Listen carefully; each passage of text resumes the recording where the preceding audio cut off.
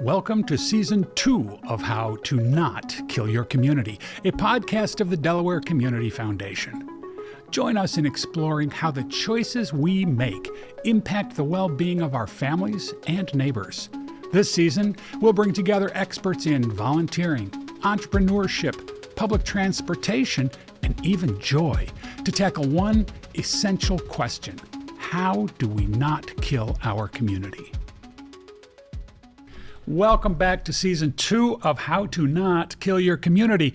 Today, I am joined by Rabbi Yair Robinson and Pastor Jeffrey Ross. Thank you both for joining us today. Important topic. We're going to talk about religion and the role of religion in building and strengthening community and democracy. But before we get to that, I want to give folks a little introduction of who you are, for those who don't know. Rabbi Robinson is a spiritual leader and senior rabbi of Congregation Beth Emeth, where he has served since 2009. Been here for a long time. Originally from Massachusetts, graduated from Oberlin College, earned his master's from Hebrew Union College, Jewish Institute of Religion, focusing on liturgy and creative writing, and before that served in positions at Congregation Shir Ami in Newtown PA and Rockdale Temple in Cincinnati. Did I get all that right? You got all of it right. Perfect. Yeah. Jeff, Pastor Jeffrey Ross, since 2005, has been rector of St. Peter's Episcopal Church in Lewes, a big operation, which has been in existence for over 300 years in active community, graduate of the General Theological Seminary, and holds a Master of Science degree in Pastoral Counseling from Neumann University. And prior to ordination, worked as a family therapist as well as on the bishop's staff for Christian Formation, the church's educational organization. All right. Well, welcome to both of you. Thank you. Thank you. So we're going to talk a little bit about religion. And there was a time in this country, as you both know, where religious leaders were looked to for spiritual guidance, moral leadership, ethical and social issues. Yet today, things are a little bit different. While people may be looking for those things, many religious leaders have gone very political and partisan political. Many people view religious leaders as being involved in aggregating power less than in religious leadership. There have been bad stories from all different types of religion, and young people in particular, but people generally aren't going to church as much. So is religion still an important thing in this country? I'll let you go first, Rabbi. You want me to go first? Yeah, oh, sure. Gosh. I think so. As a rabbi, especially looking at a small Jewish minority here in the country, we pay very close attention to the Pew studies that have been coming out. And one of the things we've been seeing is that trend of young people in particular who self-identify as nuns, N-O-N-E-S. The first time I heard that, I got very confused. Mm-hmm. And what does that mean?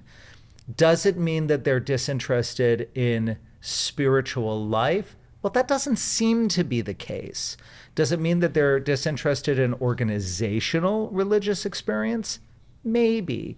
What it seems to mean is there's still a desire from young people and across generations for some kind of connection with spiritual life, for some kind of connection with a community and with a sense of moral and ethical guidance, with a sense that you're in a shared experience with other people. I think what's changing is not so much whether people want it or not, but how they want it. And how are we doing what we need to do to make sure that they are experiencing that which they're seeing. And now you get to take a check. Yeah. I would echo what the rabbi was saying. I think in this time, as the father of two 20-year-old kids who are not so kids anymore, they're not so much interested in what we say. They're more interested in what we're doing. Mm-hmm. And what are we doing to make the community better? What are we doing to help them connect with something spiritually beyond themselves? What are we doing to make them feel welcome and included? So the tendency in the past has always been to create a program that draws them in. I think the church, the synagogue, the mosque is being called today to go where they are and to meet them where they are and to have the ability to listen to what their concerns are and to be able to articulate who we are and what we can offer them. Can I piggyback something on what Sure. you just said?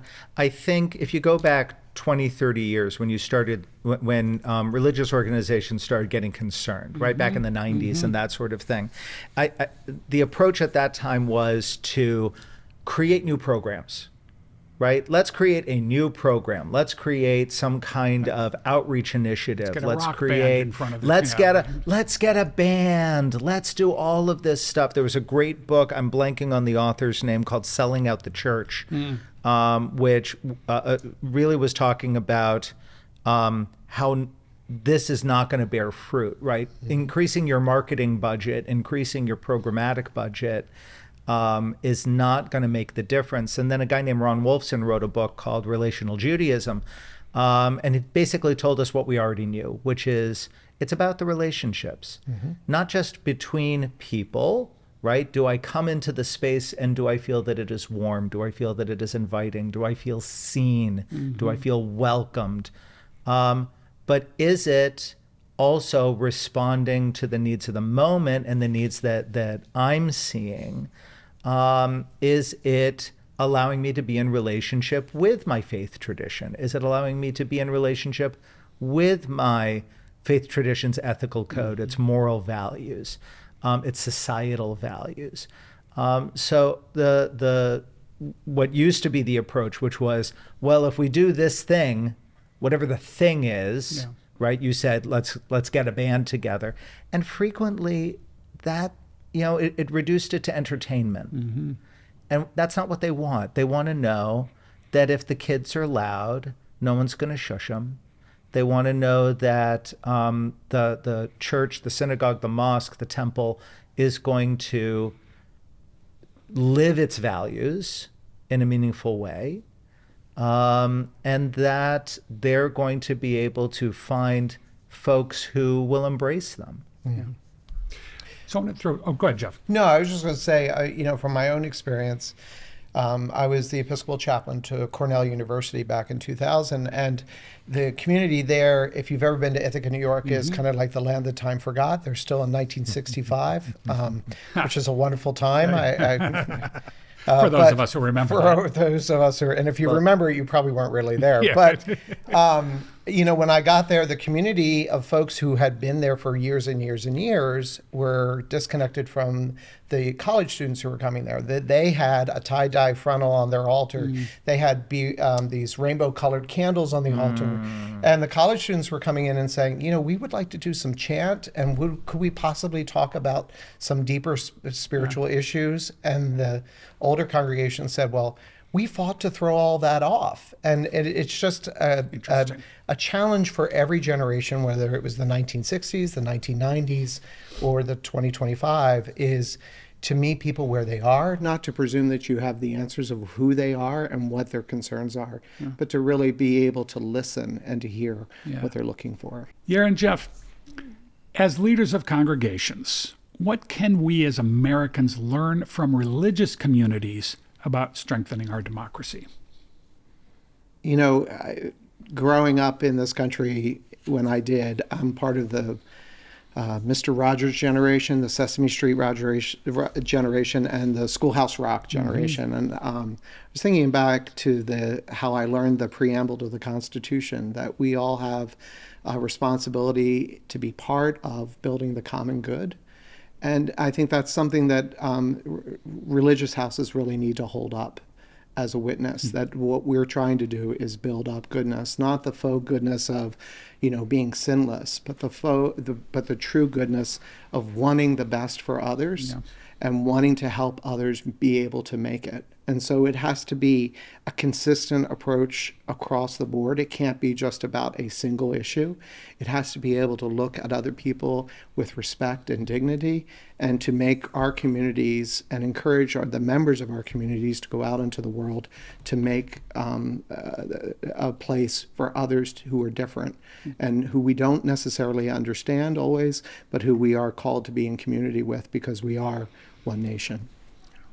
Yeah. There is a danger when we talk about democratic engagement, lowercase d, democratic engagement, and civic engagement, that we're talking about politics by another name. And I would counter that politics are one mechanism of civic engagement. There are many others. And I think houses of worship embody and make accessible those other forms of civic engagement. There is a reason that the civil rights movement was born in religious institutions in this country, going back to its earliest foundings. There is a reason that religious institutions have been involved either passively as just the physical place where people could have union meetings and civic society meetings and things like that, or actively hearing from the pulpit, we are called to do something. I'm going to jump a little bit. Both of you in your congregation, somewhat related to this, have led with a legacy of inclusion of all kinds, but also specifically with LGBTQ community members. Jeff, you even blessed same-sex marriages before before civil union was legal in this state. And we have Drew Fennell and Lisa Goodman coming in this season to talk about those things. Why does the inclusion of this community feel important to your work? I think it's important to my work because what my work ultimately is building community, building a place where people can find connection to each other, and building a community of people who stand together around a similar understanding of faith. So I think the challenge for right now is we live in a time that it's very easy to get locked into our own echo chamber, where we don't talk to people we differ with, where we don't accept people who are different, where it's too easy to cancel people and bring them out of our lives. A wonderful book by Loretta Ross, who has no relationship to me whatsoever, is Calling In, where she talks about the need for communities to be about building relationship, not dividing people. And so making a place for everyone in the community is, I think, as a religious leader, one of my primary tasks. Whether they have autism, whether they are gay, whether they're getting over addiction, that there is a place for you here, and that you are a vital part of our community, and we are less without you. And so it's not just one population that, St. Peter's or the Episcopal Church has targeted. It is a vision of really being a place of welcome, that people can come and they can encounter a community that will love them, not because they adhere to the same beliefs, political or otherwise, that we do, but because we realize that that's part of our mandate from Scripture. So you use the word love, which I'm glad you did, because I think within the church, people talk about love, but in society writ large, we don't talk about love and loving our community. And the idea of love in the public space, you can do it in your religious group, you can do it on a sports team, you can do it romantically, but we don't allow people to talk about love of the community, and we do this for love. Can you talk about that? Well, I think what I would say is this, is that the nature of love is beyond, like, I love ice cream, and it's beyond romantic love. Love is work. Love is making the commitment to show up and to persist. I love in the Jewish tradition that there's this understanding of shalom that is not that we all just have no conflict. It's instead that we have the conviction to struggle together to come to a common understanding. And I think that's something I love to borrow from your tradition to put in practice into being community. Yes, at the end of the day, we will have differences, but yes, at the end of the day, we will recognize that each other's authentic. Before I came to my congregation, they did a whole study to prepare about whether or not they were going to allow same-gender blessings. And they had scholars on right, left, and center come, and they recorded it. And everybody in the congregation from 7 years up into 97 years could participate in the conversation. And they all spoke passionately about it. And in the end, they decided that what they would do is leave it up to the priest when he came. But one of the oldest members of the church said, famously, the patriarch of the parish, he said, I don't understand it. And I'm not comfortable with it, but I don't have to be comfortable with it, and I don't have to understand it to be able to love someone. And that, I think, That's is a beautiful. sign of spiritual maturity. And that's the kind of communities I think religious leaders have to be building. And ideally, that religious leaders leading that way leads to the broader community doing Absolutely. the same. Right. Do you want to get in on that, Yair? No, I'm so glad that you brought this up and talking about it. So thinking about my teacher, Shai Held, who recently wrote a book called Judaism is About Love, because oftentimes in Judaism, right, that word has not been the word that we grasp. That's not been the word that we go to. We say that Judaism is about justice or it's about something else, right? For a whole host of different reasons. But fundamentally, it is this idea of love, which, as you were just saying, is work. It's love as a radical act. It's love as acceptance, irrespective of whether I understand or agree. Right? Love is theology on hard mode. It is turning to the person who you might disagree with and still embracing them. I take very seriously the idea from our tradition, from the Torah, that we are all created in God's image, which means that if we're all created in God's image, no one is a mistake. There are no mistakes. Speaking specifically about LGBT, and then you brought up those who are autistic or non-neurotypical, I want to be mindful that we have so many people who either themselves or their parents experienced religious trauma, right? We now have a generation of people who either, and religious trauma takes a lot of different forms, but we're told that they would never be loved and embraced, or their parents experienced that in one way, shape, or form or another. I often joke when I'm doing bar or bat mitzvah rehearsals with the kids that it's as much pastoral care for the parents who are, processing the last time they got yelled at by their 6th grade Hebrew school teacher or whatever. And I say that tongue in cheek, but the reason I think to be especially loud about saying to LGBT folk, to non-neurotypical folk, to people of color, that you are welcome here, is because they often haven't been, and they're walking in with their guard up. And how do we, what do we need to do? How do we convince them, not in a manipulative way, but in an authentic and caring and loving way, convey to them that this is a place not just of love, but safety, a place that will embrace them for who they are and will allow them to live their fullest lives. So, boy, we kind of bit off more than we can chew because this could go for another hour. I have so many different questions, but I think we're going to, because of the clock, we're going to need to come toward a wrap up. Let me close with this, and this question. This idea of love, loving your neighbor, loving people who you disagree with, celebrating everyone, it's also not an idea with a whole lot of currency in many places in the country right now. Where is there hope?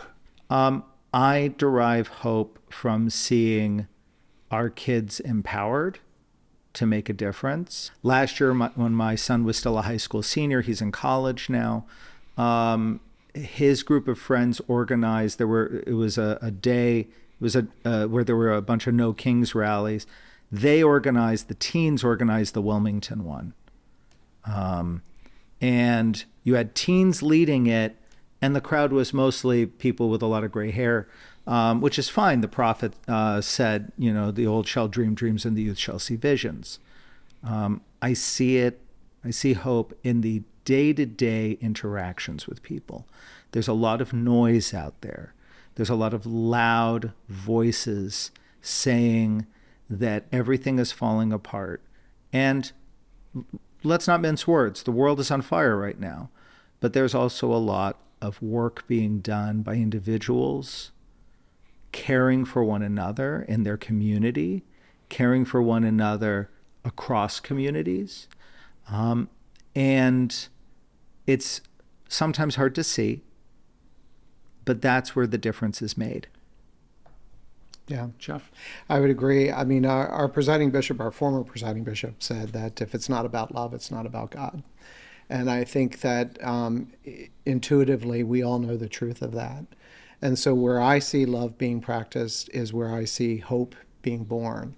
And I see that in my congregation. I see it in the volunteers who deliver food to people through Meals on Wheels. I see it in people who are doing budget counseling down at the Community Resource Center. I see it in people who started our food cupboard that's right on the street, so people don't have to come. They can come in the dark of night. What's amazing about that is it's not just our congregation, but it's our neighbors who have nothing to do with St. Peter's Church who help restock that and keep that available. I see hope where people are showing up and they're responding to human need out of love, out of care, out of compassion.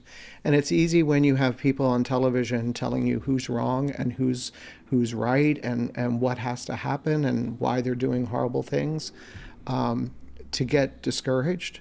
But if you look into your community and if you join in your community, whether it's at the synagogue, whether it's at the church, whether it's at the temple, wherever you go, you need to find a place there where you can belong and where you can help make hope generative, help make hope real. Oh, this is tremendous, and it's a great conclusion too. You know, part of my premise on this, as Yair knows from another project we did, is the importance of religious institutions in helping strengthen our democracy. Everything you said was not just about your institutions, but about the role you play in building a better world where all of us are together. So thank you both for that. Thank you. Thank you for joining us, and we'll have to do this again for another couple hours. Okay.